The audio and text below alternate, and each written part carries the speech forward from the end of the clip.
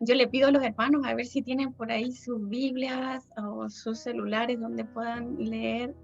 Vamos a seguir con Primera de Pedro. Ahí está la PowerPoint. Y vamos a ver hoy día del capítulo 1, del verso 13 al capítulo 2, verso 3. Y se ha titulado esto como Desafíos de vivir una vida diferente. Si ya tienen sus Biblias, a ver ahí si se pueden acomodar.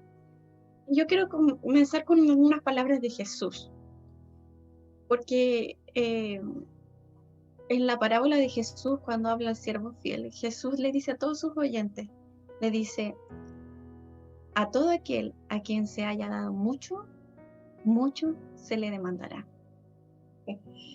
Sin duda, este principio también se relaciona con la respuesta de los cristianos a la salvación, ya que ningún regalo es más grande que el perdón que Dios nos da a cada uno, la salvación en Jesucristo.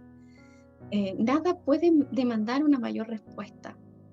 Los versículos del 1 al 12 de la carta de Pedro, de la primera carta de Pedro, se describió el lugar supremo de la salvación, el plan predestinado por Dios.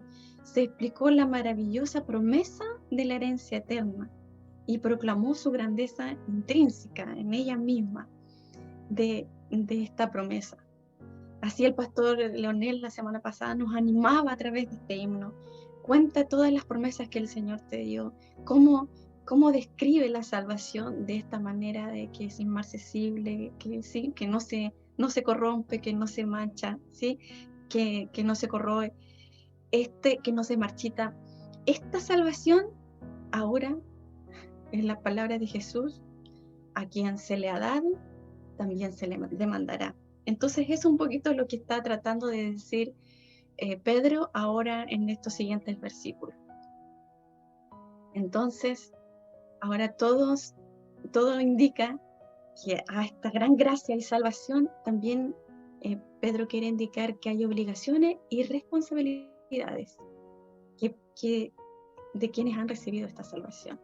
Y el primer punto es una disposición a actuar con inteligencia. Si nosotros leemos del versículo 13 al versículo 17, yo sé que me imagino que tú lo tienes ahí, y dice el primer versículo, el 13, según la Reina Valera. Por tanto, ceñid los lomos de vuestro entendimiento, sed sobrio y esperad por completo en la gracia que se os traerá cuando Jesucristo sea manifestado, como hijos obedientes. Vamos a leer hasta ahí. Y yo puse aquí que los creyentes deben responder con esperanza. Desde el versículo 13, Pablo dice que nosotros tenemos que aplicar un proceso de entendimiento que insta a los creyentes a disciplinar los pensamientos, a vivir según las prioridades bíblicas, desenredarse de los estorbos pecaminosos del mundo y llevar una vida justa y piadosa, en vista a la futura gracia que acompaña el regreso de Cristo. La segunda frase de Pedro, que le está diciendo ahí a la audiencia, es sed sobrios. Sed sobrios. Y literalmente significa no intoxicarse o perder el control del pensamiento y la acción. Pedro está diciendo que los creyentes deben asumir este enfoque en la vida cristiana. Él lo está diciendo de manera casi militar. Le está diciendo, por tanto, ustedes, o sea, por todo lo grande que es la salvación en los versículos anteriores, ahora ustedes, por tanto, así muy decisivamente y con acción, les dice, esperen, esperad como un acto obligatorio de la voluntad, no simplemente un sentimiento emocional. La fe se apropia de lo que Dios ya ha dicho y hecho en su palabra revelada. Y la esperanza ¿qué es? Anticipa lo que Él aún hará, como lo prometió en las Escrituras. Los cristianos no deben esperar a medias o de manera indecisa, sino con firmeza, sin ninguna ambigüedad o duda respecto de las promesas de Dios. Entonces esto es algo que Pedro está diciendo, esto es seguro. Ustedes tienen que entender, tienen que estar atentos, ser sobrios, porque tienen que esperar. Como el pastor decía, él tiene su esperanza puesta en que algún día estará con Dios, que un día la verá, aunque sea barriendo, ¿sí? Así, esa es nuestra meta. Y nosotros tenemos que tener esta línea de tiempo, no solamente vivir el aquí y el ahora. Tenemos un pasado que Dios estuvo presente, tenemos un presente que Dios está presente y tenemos un futuro que Dios seguirá estando presente. Eso así lo describe la Biblia. Por eso tenemos esperanza. Los creyentes deben responder en santidad. Los cristianos que viven esperando el regreso de Cristo y tienen en cuenta todo lo que significa este suceso, estarán motivados a vivir en santidad, así como lo decía el pastor. Usted lo escuchó, ¿no? Él tenía ganas, ¿sí? Lo que le dijeran que hiciera, él lo asumía porque era palabra de Dios, ¿cierto? Y él estaba dispuesto a obedecer. La verdadera esperanza da como resultado la pureza de vida o la santidad, que es la segunda respuesta obligatoria del creyente. O sea, nosotros damos una respuesta para salvación, pero también tenemos que dar una segunda respuesta que es respecto de la santidad. Y no es algo que nosotros podamos decir esto lo hago o no lo hago, sino que es algo que se nos está diciendo que si tú eres salvo, tú tienes que vivir en un proceso de santidad. Pedro inicia este pasaje con la importante excepción que dice que son hijos obedientes. Significa que la obediencia se caracteriza a todo hijo de Dios que es verdadero y distingue a los cristianos de los incrédulos, que son los hijos de desobediencia. ¿Se acuerda que lo veíamos en Efesios cuando estuvimos en las prédicas de Efesios? Entonces, los cristianos son los hijos de obediencia y los no cristianos, o los que no tienen a Cristo, los que no han sido salvos, son los hijos de desobediencia. Y esto es súper fuerte porque la obediencia es una consecuencia inevitable de la salvación. Sí, porque es el Espíritu Santo el que trabaja. No obstante, el apóstol insta a los creyentes a vivir en esa coherencia con los anhelos del corazón nuevo y buscar la santidad. Pero también va diciendo cómo. Pedro presenta entonces la norma de la santidad como la misma perfección de este Dios que es santo. ¿Sabe por qué Jesús dijo en el Sermón del Monte y fijó la norma y dijo, sed pues vosotros perfectos como vuestro Padre que está en los cielos es perfecto? Esto lo dijo en Mateo 5:48. Aquí nos puso una vara súper alta. Para los fariseos o para el pueblo de Israel era simplemente hacer cosas. Pero aquí, cuando nos entrega el Sermón del Monte, en Mateo 5, nos pone vara súper alta porque habla desde lo más adentro del corazón. Entonces, sed pues perfectos, como vuestro Padre que está en los cielos es perfecto. Wow, uno dice, es alta la vara que Jesús deja, ¿cierto? Pero es algo que no nos deja ser solos, que no nos pone un peso encima para que tú sola digas, ok, yo ahora voy a ser santo. No, mira.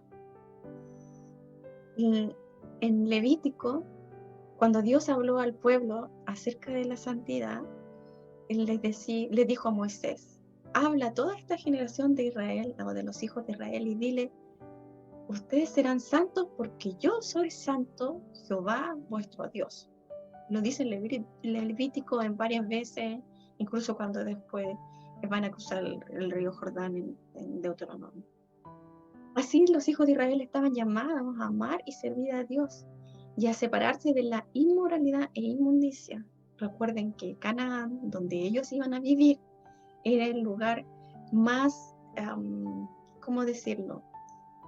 En la Biblia dice que es perverso de la tierra, que donde se cometían las mayores perversiones o inmoralidades en la tierra era en Canaán, donde iban a vivir los hijos de Israel. Por eso era importante que ellos fueran santos, porque ellos tenían que separarse, porque la santidad es una separación, un despojo de la inmoralidad y la inmundicia. Y nosotros hoy día también debemos responder a ese llamado soberano de llevar la imagen de Dios y obedecer sus mandamientos a fin de ser santo, ya que Él es santo y se ha identificado con nosotros. y su obra es permanente y es salvadora, llena de gracia. Veamos un poquito más. Dice, los creyentes deben responder en honra. Inesperadamente, a la obligación de los creyentes de responder a la salvación en esperanza y en santidad, está también la responsabilidad de honrar a Dios.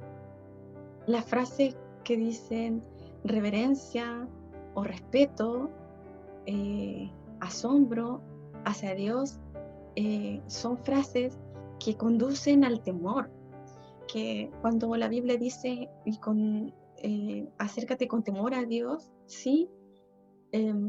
O teme a Dios, teme a Jehová y apártate del mal, como dicen Proverbios, es de este temor de reverencia, de respeto, de asombro. Esa es nuestra manera de acercarnos a Dios. Por eso ahí dice Pedro en un versículo cuando dice, si invocáis a Dios como Padre, ¿sí? Lo leyeron ahí, implica que los creyentes invocaban y decían, porque Jesús les dijo en Mateo 9, en la oración, Padre nuestro que estás en los cielos, y así deben orar ustedes. Bueno, ustedes invocan a Dios como Padre. Pero Pedro no quería que los creyentes olvidaran que aunque tienen una relación íntima con su Padre Celestial, debe también haber este respeto y debe haber este asombro y esta reverencia de que también este Dios es un Dios que juzga y que no hace excepción de personas y que juzga a cada uno según su obra. Entonces, aquí ya vamos atando, ¿cierto? Los cabos de este pasaje y vamos diciendo que los creyentes deben responder con esperanza, que es la esperanza que nos da la palabra, deben responder con santidad y deben responder con honra, porque hay un Dios que es Padre, pero que también es juez. Y este Dios que es juez juzgará las obras de cada uno. Nosotros debemos estar contentos de ser creyentes como hijos de Dios, de estar bajo la mano de Dios y estar bajo su cuidado, de estar bajo toda su gracia y de todo su cariño.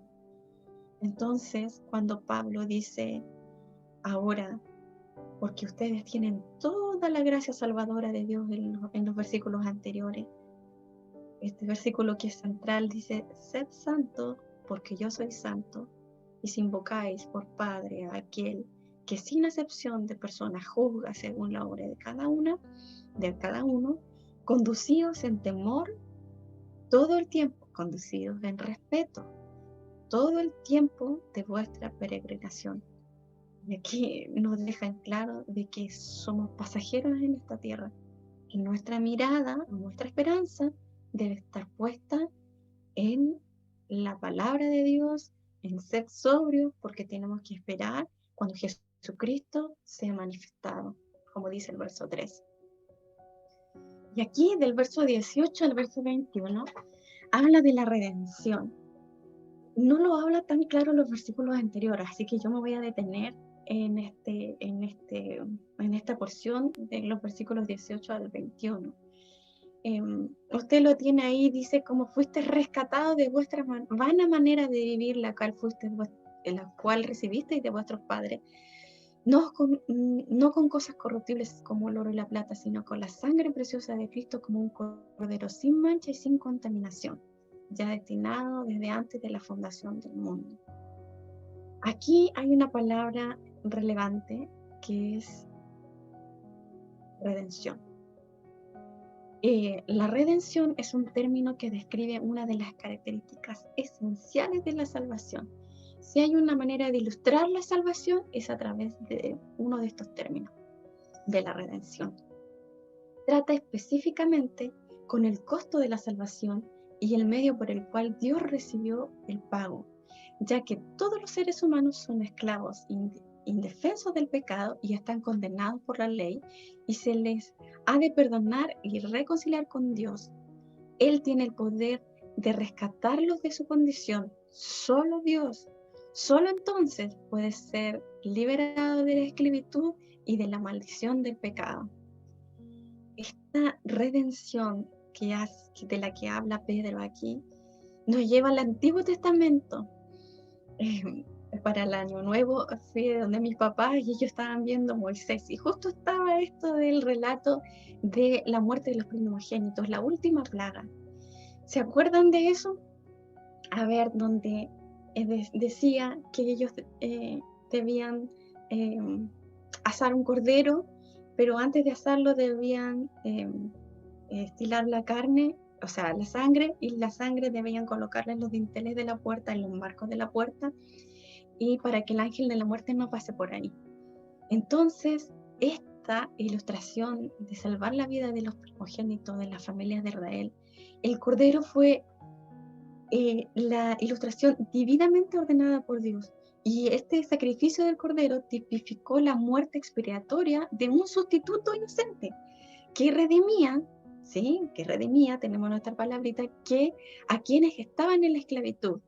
¿Por qué? Porque los primogénitos tenían que morir, todos, pero se iban a salvar los que tenían esa sangre en el marco de la puerta. Y este evento se llamó la Pascua y se convirtió inmediatamente en el símbolo de la redención sustitutiva que habla 1 Corintios 5. Pero por grandiosa que fuera esta redención que se hizo en Israel muchos años atrás, esta que estaba hablando Pedro la sobrepasó infinitamente, como para dar un nuevo énfasis a la grandeza de la salvación de Dios. Este pasaje proporciona al menos la respuesta a 4 preguntas. Por ejemplo, ¿de qué nos redimió Dios a los creyentes? ¿Con quién nos redimió? ¿Para quién los redimió?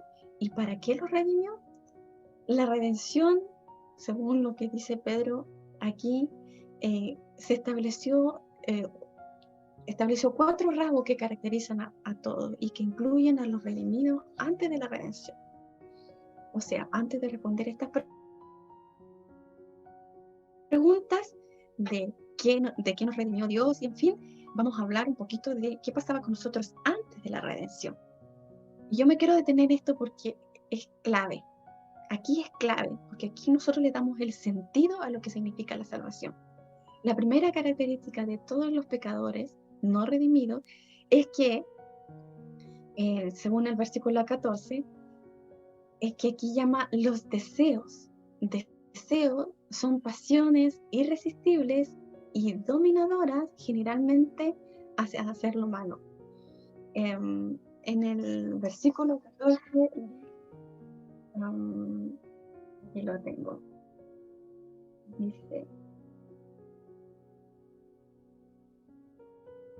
no conforméis a los deseos que antes teníais estando en vuestra ignorancia. A eso se refiere.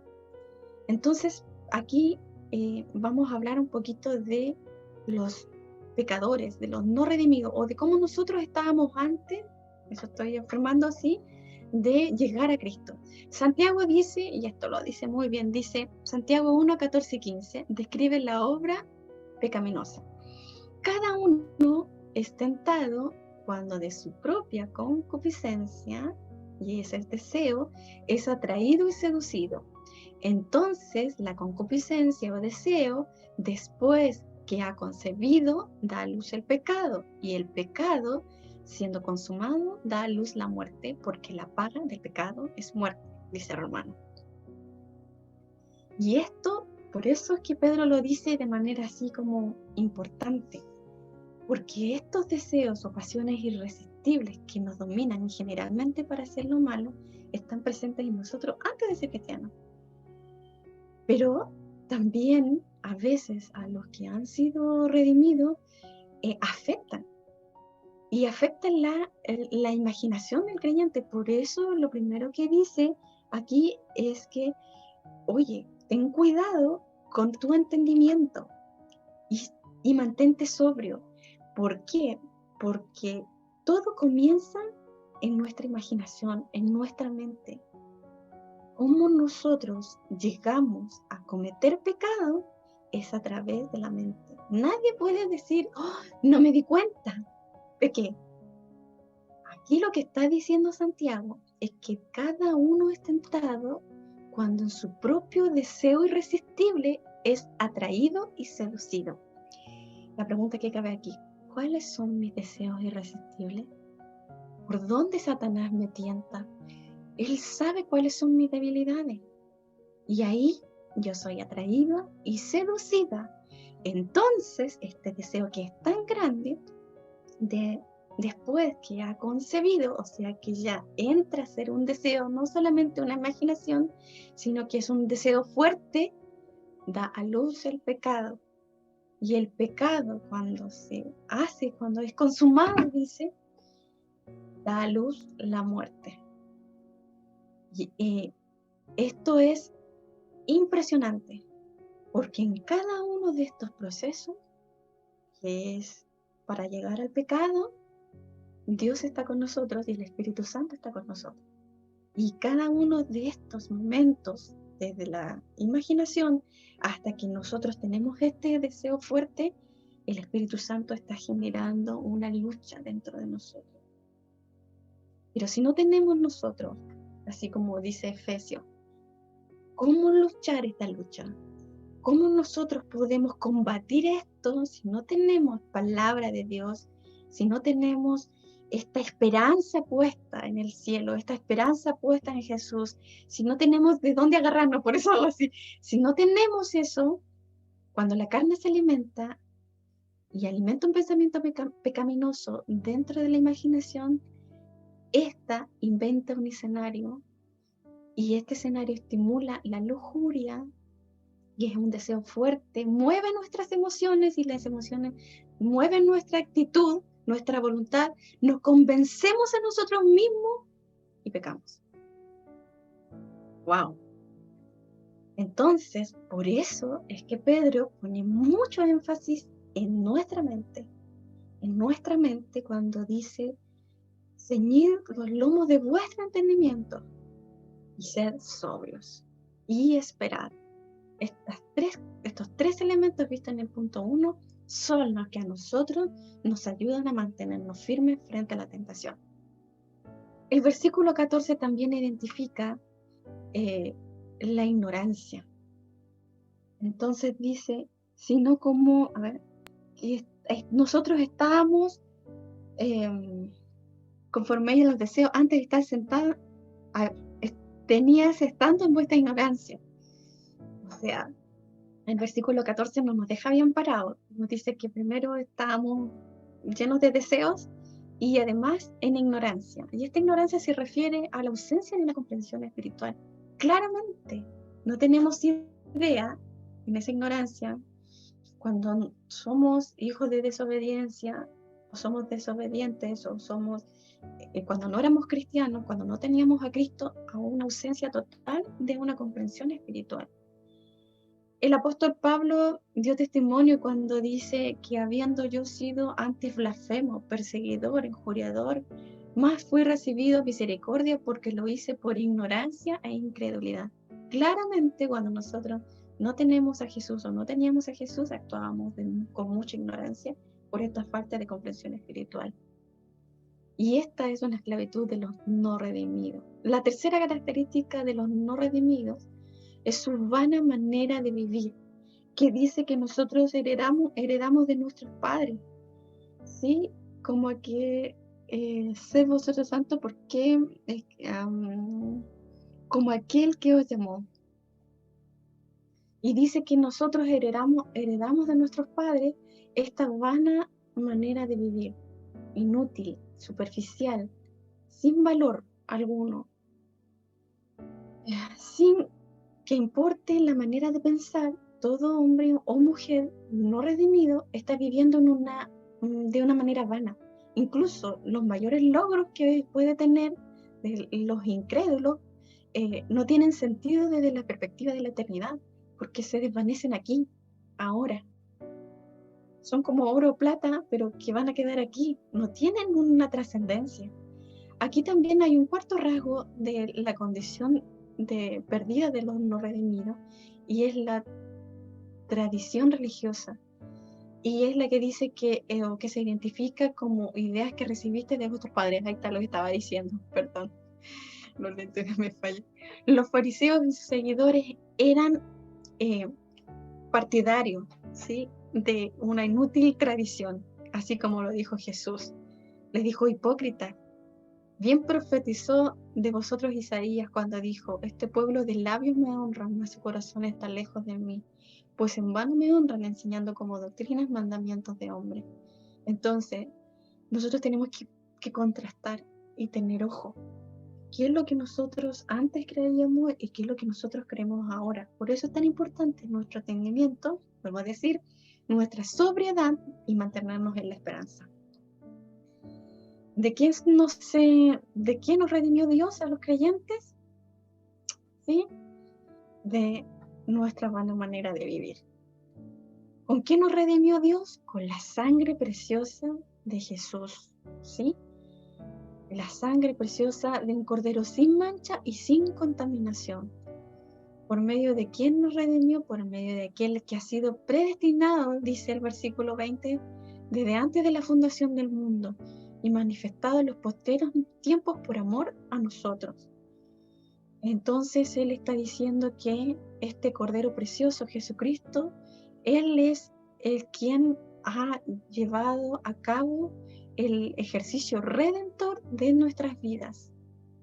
Y está dicho desde antes que el mundo sea fundado. ¿Para qué redimió Dios a los creyentes? Esta pregunta me gustó, porque en el versículo 20 y 21 dice: por amor de vosotros, y mediante el cual creéis en Dios, para que vuestra fe y esperanza sean en Dios. Eso es muy lindo, porque la redención, la bendición, es para que nosotros en esta salvación mantengamos nuestra fe, para que nosotros esperemos y nuestra esperanza esté puesta en Dios, en su palabra, en Él. Nuestras luchas, nuestras ansiedades, esté puesta en su gracia futura, la cual será revelada en el día que estemos con Él. Ahí será perfecta y total. Y también quisiera hablar un poquito sobre el amor de Dios, porque el amor de Dios mueve esta compra, esta redención de quienes estaban esclavos, porque esa es un poquito la idea de la redención. Es el esclavo que es comprado para hacerlo libre. Qué lindo. Entonces, cuando nosotros decimos que los no creyentes o los no redimidos estaban bajo esa condición de que eran hijos de desobediencia, que estaban bajo todos los deseos de la carne pecaminosos, y que estaban con esa mente sin esperanza, con esa mente totalmente apañada. Ahora llega el amor de Dios, y que se muestra en esta redención, un amor sobrenatural, que Cristo se sacrificó por todos los que creen, y cada uno de ellos. Y sin duda, uno debería estar consumado con la gratitud hacia Él. Así como el pastor se emocionaba, eso es una manifestación de gratitud del amor de Dios. Y es algo que nosotros deberíamos considerar al hecho de ser rescatados. Pablo dice que Él nos ha rescatado, que Él nos ha comprado, nos ha pasado de esclavos a libre, y nos ha rescatado por amor. Él dio su vida por amor, y esa muerte que fue una pasada, digamos, por 3 días en la tumba, y esa resurrección a nosotros nos da la esperanza de poder vivir una vida con Él más allá. Y eso es súper relevante. Jesús es el único de todas las religiones que tú puedes conocer que al morir haya resucitado, que su muerte haya tenido un propósito eterno y que haya resucitado, que haya estado predicha desde antes de la fundación del mundo y que ahora es nuestra esperanza, porque como Él resucitó, nosotros seremos resucitados si morimos antes que Él venga. Nuestra esperanza está puesta en esos detalles y en esas promesas, y nuestra esperanza es sostenida por el Espíritu Santo que está en nosotros. Este amor que sobrepasa todo entendimiento y que nosotros no podemos explicar, este amor es el que mueve la vida de uno cuando ya es hijo de Dios. Cuando ya es hijo de Dios. La única manera de que nosotros podamos amar es que nosotros tengamos el amor de Dios. ¿Sí? La fe no es una obra de obediencia iniciada por el ser humano, pero sí es dada por Dios. Resultará en obediencia a la verdad por parte de los creyentes que manifestarán el amor de Dios a otros. O sea, Dios te ha dado la fe para creer en Él. Te ha dado el perdón, te ha rescatado. Y ahora este amor que Él ha puesto, que ha derramado en ti, también lo ha puesto en ti, para que esta manifestación de amor sea con los hermanos de la iglesia, con los otros llamados, con los otros rescatados. En la salvación los creyentes se convierten en miembros del cuerpo de Cristo, la iglesia, que entonces se vuelve el objeto para la nueva capacidad de amar conferida por el Espíritu, que ellos ya poseen. Dios puede usar la amorosa unidad de los creyentes para atraer a un mundo perdido y despertarlo a su necesidad de salvación. Como Jesús oraba en Juan 17, Padre, que sean uno, Padre, que sean uno como tú y yo somos uno, Padre, que se amen para que el mundo vea, ¿sí?, que tú eres Dios. Eso lo decía Jesús ahí en Juan. Los creyentes deben amarse mutuamente al máximo, porque no es coherente en una vida, porque esto sí es coherente en una vida cristiana. Los efectos de ser cristiano es el amor, es el fruto, el amor.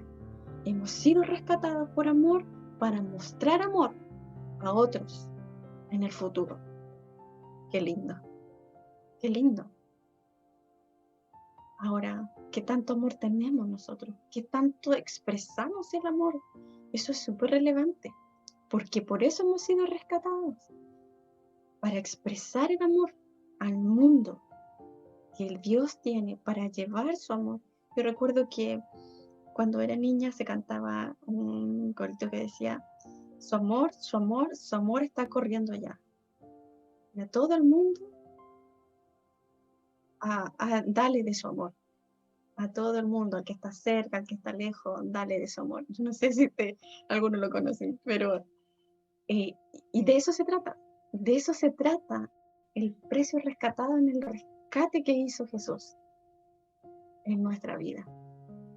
En el capítulo 2 habla de desear la palabra, y no quiero saltarme esta parte antes de terminar, porque realmente para mí fue luz, y por eso quiero compartirla. Porque todo lo anterior de la disposición que nosotros debemos de tener, de disponernos a que Jesús esté en nuestra mente, que nosotros hayamos sido salvados por Él, rescatados por Él, que nosotros hayamos sido puestos en un momento de santidad.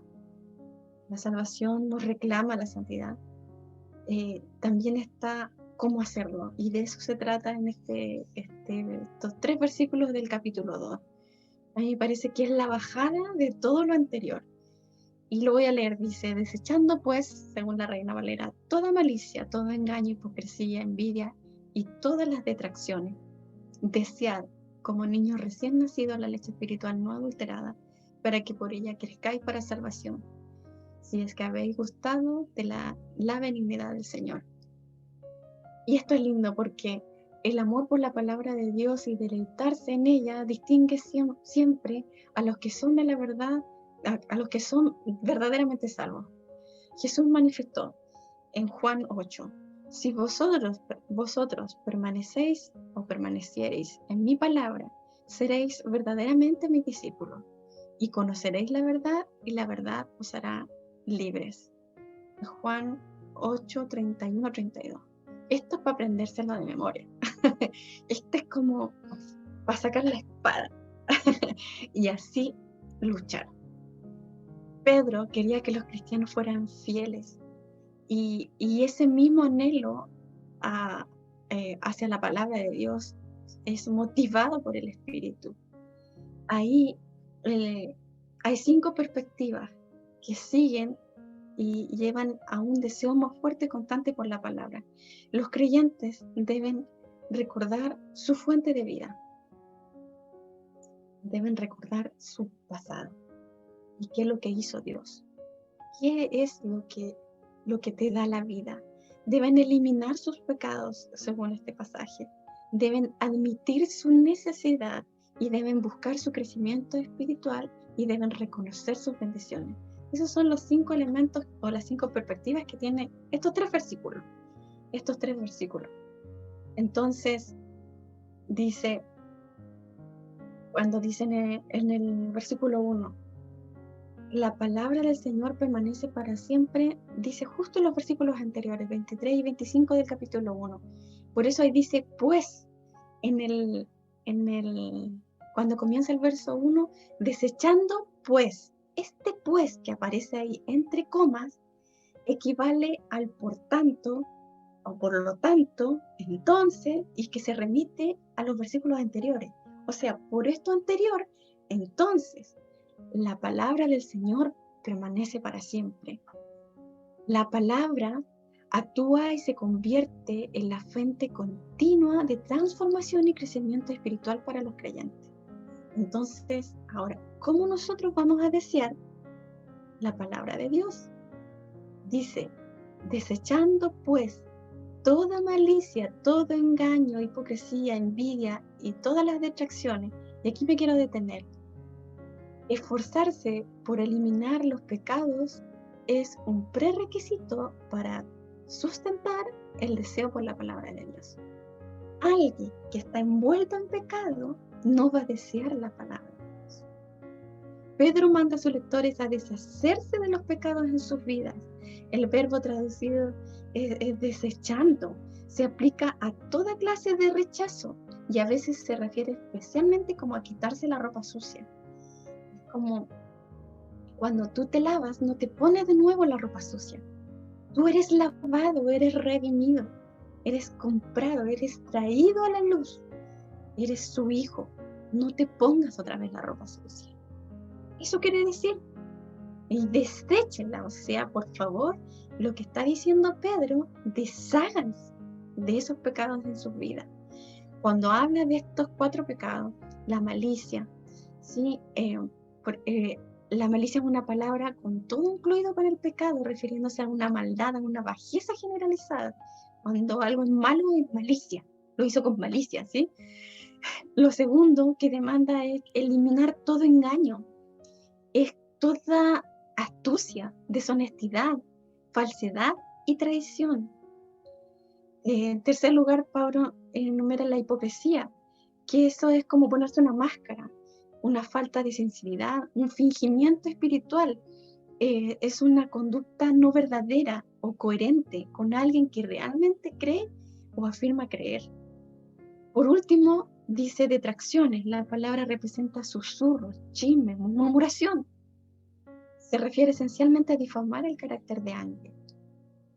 La lista de Pedro acerca o reúne los pecados específicos y es una representación del mal. Entonces, considerar esto ayuda para nosotros deshacernos de los obstáculos para poder desear la verdad de Dios. Eso es lo que está diciendo Pedro. Desear como niño recién nacido la leche espiritual no adulterada. Esto es admitir una necesidad. Muchas veces cuando nosotros tenemos esta carga de pecados, porque como decía el pastor en la entrevista, nosotros, si bien es cierto, somos hijos de Dios y todo, pero muchas veces somos también atraídos por esto, que tenemos un cuerpo que se corrompe, una mente también que es caída, que el Señor la está purificando, pero también en este proceso se van dando estas luchas, se van dando estos eventos. Hay que librar la lucha, lidiar, hay que pelearla. Y hay que admitir su necesidad. Por eso dice, desear como niños recién nacidos la leche espiritual no adulterada. Y aquí hay varios elementos, porque los creyentes, como el bebé necesita la leche, así es un deseo fuerte, porque si no llora y no hay quien lo calle. Así es un bebé. Pedro compara estas ansias de leche no adulterada, es espiritual, pero no adulterada, es pura, no contaminada. Vaya a su Biblia, directo a su Biblia. Hay muchas cosas que anda dando vueltas, sobre todo ahora en este tiempo que todo es virtual. Vaya a su Biblia, lea la Biblia. Hay un libro muy bueno que dice que es de John Piper, lo anoté aquí, Cuando no deseo a Dios. Y este libro habla de las disciplinas espirituales, porque muchas veces cuando tú estás inmerso en algo de estas cosas que están ahí, que tienes que desechar, no deseas a Dios. Y no deseas esta leche espiritual. Entonces, tienes que darte cuenta, tienes que ser sobrio y tienes que lograr que este entendimiento logre esperar a Dios, mantener firme la esperanza. Es una meta que está ahí, está ahí. Entonces, Pedro concluye en el capítulo 1 con un enfoque en la palabra del Señor y que permanece para siempre. Es decir, que es una fuente de vida para todos los creyentes. Es interesante que Pedro se enfocó en el elemento más básico. Él nos dijo, ustedes estudian para predicar, estudian para enseñar, ustedes hagan un estudio sistemático, ustedes estudian para saber más. No, Pedro les dice y su enfoque básico es que ellos necesitan primeramente desear la palabra, para que así ellos puedan crecer de manera profunda y continua en el anhelo de la palabra de verdad. Sea que se trate de creyentes recién convertidos o creyentes más maduros en la fe, desear la palabra de Dios siempre es lo esencial para la nutrición y el crecimiento espiritual. Cuando tú no tienes hambre, comes cualquier cosa, porque con cualquier cosa quedas bien. Es lo mismo, es lo mismo. Por eso lo compara con el deseo de un bebé. Es un deseo que si no le das la leche, llora y llora y llora una noche, sí, llora y no calla. De eso se trata. Eso es lo que estaba tratando de explicar Pedro. Buscar el crecimiento espiritual también es lo que está tratando de decir, porque dice, para que por ella crezcáis para salvación. Siempre es triste ver cuando alguien, un hermano o alguien así, tú lo ves que espiritualmente a lo mejor está muy poco desarrollado. Todos los creyentes deberían estar motivados por la oportunidad de crecer fuertes y maduros en Cristo, disfrutando la mayor bendición y utilidad que es tener la Biblia. Nosotros podemos leer, tenemos el milagro de poder leer la Biblia en nuestro propio idioma. Entonces dice Pedro, háganlo. Es por la ingesta de la verdad que el Espíritu Santo, o sea, es por leer la Biblia que el Espíritu Santo hace crecer y madurar a los creyentes. Entonces, la exhortación de Pedro de que los creyentes crezcan por medio de la palabra implica firmemente la necesidad de no estar contentos con la condición actual del desarrollo espiritual. Y aquí estamos todos metidos en este saco. Entonces, Pablo lo que quiere decir es que no tenemos que estar contentos con nuestro actual desarrollo espiritual. No hay manera de estar contentos con esto. Pedro dice, deben desearlo y deben, por favor, leer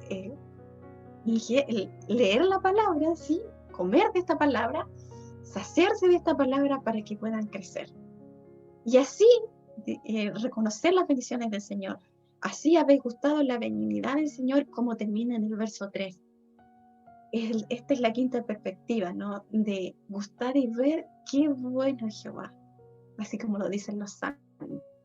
Porque ahí nosotros vamos a darnos cuenta de quién nos ha librado Dios, de cuáles son las luchas que Él ha peleado por nosotros y que nosotros simplemente tenemos que tener la voluntad y la decisión.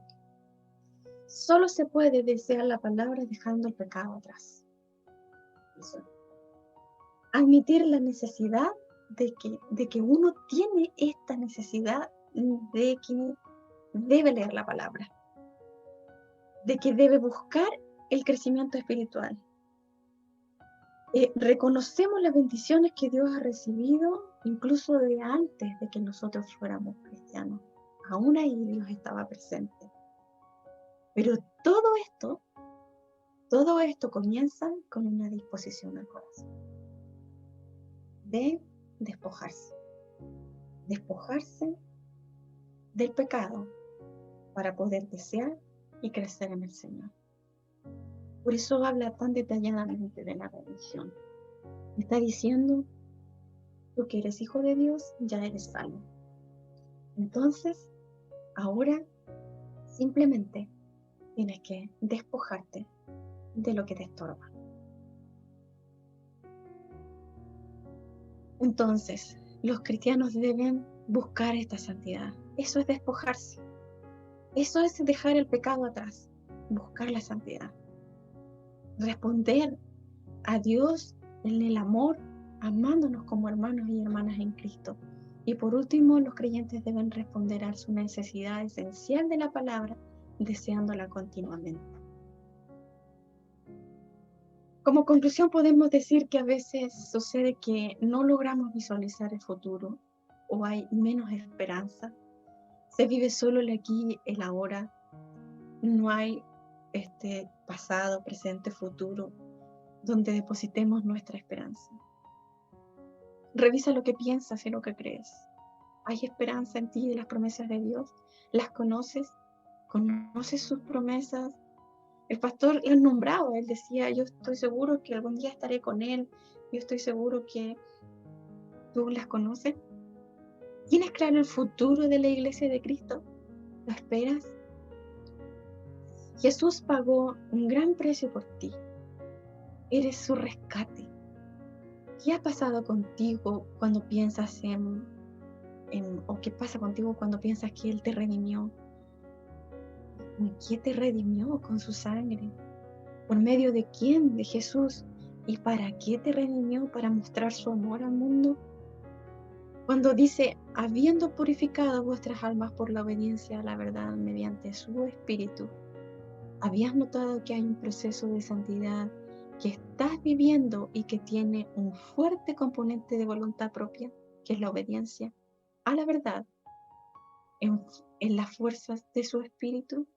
La santidad no es algo que tú puedas hacer por mérito propio. Así bien lo dijo el pastor. ¿Somos santos posicionalmente? Muy bien lo dijo, porque Él nos ha rescatado y nos ha pasado de un lugar a otro. Pero hay un proceso que hay que vivir y ese proceso está marcado por la obediencia y por la voluntad. Él no va a ir más allá donde tú no quieras. Está tu decisión ahí. Y a lo mejor vas a tener que repetir una prueba y repetir una prueba y repetir otra cosa, una y otra circunstancia, hasta que tu voluntad le diga sí a Dios. Le obedezca la verdad. ¿Practicas el amor de Dios con los demás? ¿Cómo has practicado el amor en estos tiempos? Sí, a lo mejor los abrazos aquí son virtuales, pero ¿cómo has practicado el amor a los demás, con los demás? Con los de tu familia, con los de la iglesia, porque el amor se tiene que dar en la iglesia además, y con los que no son de la iglesia, con los que están muy afuera, en esa línea de no fe, donde no hay fe. ¿Buscas recordar tu salvación o de dónde te salvó? ¿Buscas dejar los pecados que antes cometías, por ejemplo? ¿Admites tu necesidad de Dios como nos insta a hacerlo en los versículos del 1 al 3? ¿Buscas crecer espiritualmente? ¿Le reconoces como Señor y como Señor bueno?